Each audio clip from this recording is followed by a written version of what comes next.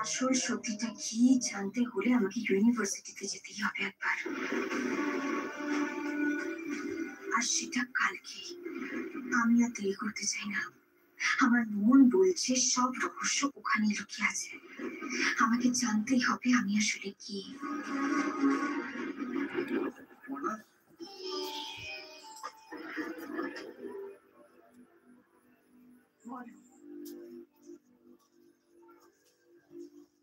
কি হয়েছে বৌমা?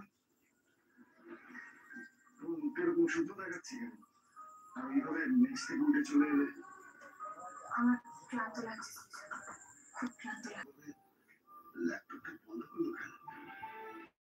আমার কিছু মনে করলো নাকি? এখন ওকে কিছু বলবো না। সত্যি 2-3 দিন ধরে কোনো স্ট্রেস তো পড়েনি। কাল সকাল হলে না হয় জিজ্ঞাসা করবো। সৃজন, আরে তোমার জিনিস আগে বলবে তো। সত্যি তো এতদিন তোমার উপর যা ধকল গেছে, আমি না তোমাকে একটা টান টান হেড মাসাজ দিয়ে দিচ্ছি ওই সেদিনকের মতো। দেখবে সব ঠিক লাগবে। সত্যি কি মাথার মাসাজ করে সব ঠিক হয়ে যাবে সৃজন? আরে বাবা হ্যাঁ, গাও রিমা। তোমার সত্যি আমাকে কিছু বলার নেই তাই তো সৃজন? কি ব্যাপারে বলতো? ও এক্সিবিশন। আরে আবার বলার আছে। আরে ঘরে না এসে কি ওখানে সবার সামনে বলতাম? সত্যি বলা এক্সিবিশন নয় সৃজন, আমার ব্যাপারে।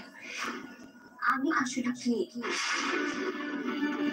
কেন আমার সবকিছু এত চেনা চেনা লাগে, কেন আমার মনে হয় এই সবকিছুর সাথে আমি বহু বছর ধরে জড়িয়ে রয়েছি। তোমার সে ব্যাপারে কি কিচ্ছু বলার নেই আমায়? আমি তোমাকে শেষ সুযোগ দিচ্ছি সৃজন, তুমি প্লিজ আমাকে সত্যিটা বলো। ক্ষমা করে দাও না, তোমার ভালোর জন্যই।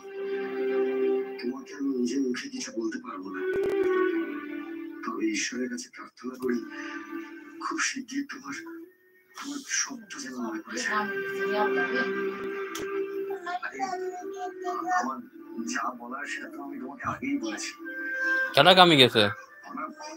তুমি হলে আমার জীবনে তোমার কামি গেছে। এছাড়া কি বলবো বলো, কিভাবে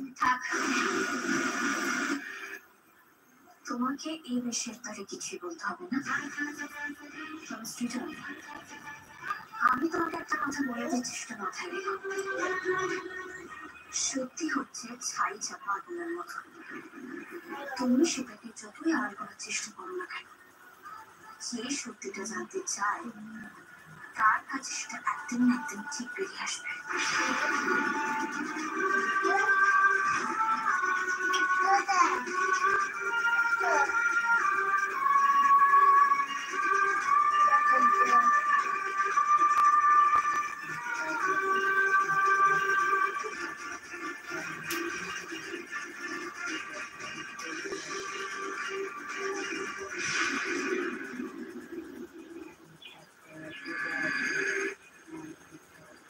এই নিন অভিমন্যু সেন, 20 লক্ষ টাকার চেক।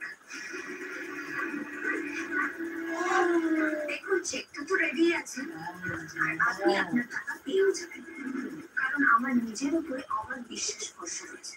কিন্তু